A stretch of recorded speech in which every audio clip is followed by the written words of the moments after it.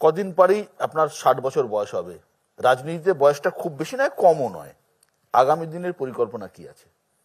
এখন রাজনীতি যখন করছি, রাজনীতিতে থাকবো, তো যদি আমি ইলেকশন লড়ছি, জিতবো, তার 5 বছর তো রাজনীতি করতে হবে। যতদিন রাজনীতি করার মধ্যে আনন্দ পাবো আমি রাজনীতি করবো, কোনো চাওয়া চাইর ব্যাপার নেই। আর পার্টিতে যতদিন আমার প্রয়োজন থাকবে ততদিন আমি পার্টিতে থাকবো। আপনি হয়তো একনাথ রানাডের নাম শুনেছেন। তিনি বিজেপির অল ইন্ডিয়া জেনারেল সেক্রেটারি ছিলেন, এক সময় রাজ্যসভার সদস্য হয়েছিলেন। তার একটা বয়স হওয়ার পর বলছে না, রাজনীতির বয়স এই পর্যন্ত হওয়া উচিত, তারপরে রাজনীতি করা উচিত নয়, ছেড়ে দেওয়া উচিত। উনি ছেড়ে দিয়ে চলে গেলেন পদ থেকে। এই পরম্পরা আমাদের দেশে আছে, আমাদের সংগঠনে আছে। তো আমিও যেহেতু বললাম না, আমার কোনো রাজনীতির নেশা ছিল না, হঠাৎ এসে গেছি, সেজন্য এখন আমার সেই চস্কা লাগেনি রাজনীতির। রাজনীতির যে রোগ থাকে না, দেখবেন নেতাদের মধ্যে, সেই রোগ লাগেনি আমার। তখনই সকালে উঠতাম, রাস্তায় বেরোতাম, সংগঠনের কাজ করতাম, সাধারণ লোকের সঙ্গে মিশতাম, এখনও তাই আছে।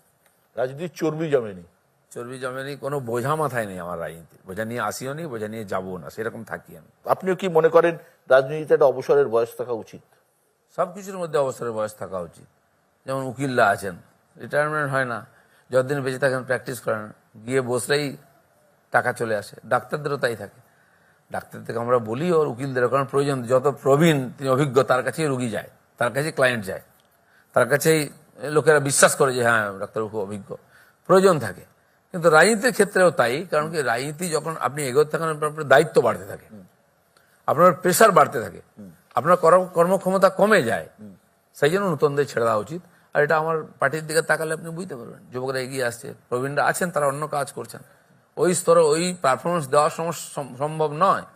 মাননীয় আমাদের কর্ণাটকের পার্লামেন্টের সিএম চেঞ্জ হলো, ইয়েদুরাপ্পা, খুব সিনিয়র লিডার, এখন তিনি পার্লামেন্টারি বোর্ডের মেম্বার আছেন, 70+ হয়ে গেছে। তো ওখানে চেঞ্জ করা হলো। আমরা যে লোকটা ভালো কাজ করছে, কি ব্যাপার? আমাকে একজন বলে, দেখুন ওনার কাজের গতি কমে গেছিল, স্পিড, ডিসিশন নেওয়া ইত্যাদি, তার প্রভাব পড়ে প্রশাসনে। কিন্তু যেখানে অল্টারনেটিভ নাই, চালাতেই হয়, যে অঞ্চলে চলবে, চলছে অনেক জায়গায়। রাজনীতিক যত বয়স বাড়ে তত তার বুদ্ধি পরিপক্ক হয়, বাস্তব পরিস্থিতি সম্বন্ধে জ্ঞান বাড়ে। আপনার এই বয়সটা কত হওয়া উচিত বলে মনে হয়? দেখুন, এটা কোনো ব্যক্তির উপর নির্ভর করে না। সরকার একটা নিয়ম করেছে, কেউ 58, কেউ 60, কেউ 62-তে রিটায়ার্ড, আলাদা ডিপার্টমেন্টে। রাজনীতিতেও একটা হওয়া উচিত, যেমন আমাদের পার্টিতে বলে যে 75-এর পরে ছেড়ে দেওয়া উচিত, কোনো লিখিত নেই। আমরা একটা সমঝোতা করেছি, একটা সিস্টেম করেছি, 75 পরে রিটায়ারমেন্ট। আজ পার্টি যদি বলে না তোমাকে কাজ করতে হবে, সে কাজ করার জন্য সক্ষম আছে, কাজ করা উচিত, যে সমাজে লাভ হয়, পার্টির লাভ হয়। এটা ব্যক্তি হিসাবে নির্ভর করে, এর জন্য কোনো ফ্ল্যাট এরকম করা সম্ভব নয়। কিছুদিন আগেই আমরা আমার এই সোজাসাপটা অনুষ্ঠানে অভিষেক বন্দ্যোপাধ্যায়ের সাক্ষাৎকার নিয়েছি। দুজন বিজেপি নেতার প্রশংসা করেছেন উনি, একজন প্রধানমন্ত্রী নরেন্দ্র মোদী, আরেকজন আপনি দিলীপ ঘোষ। বলেছেন আপনি দক্ষ সংগঠক।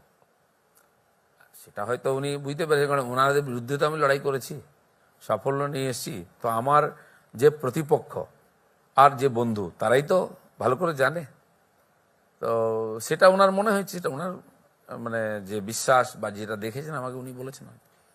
এখন প্রতিপক্ষ যদি কখনো এই ধরনের পরিস্থিতি আসে, এই দলে থেকে কাজ করতে পারছেন না, অফার পেলে আপনি কি যাবেন নাকি? আমাকে তো অফার করুক, তার ভাববো।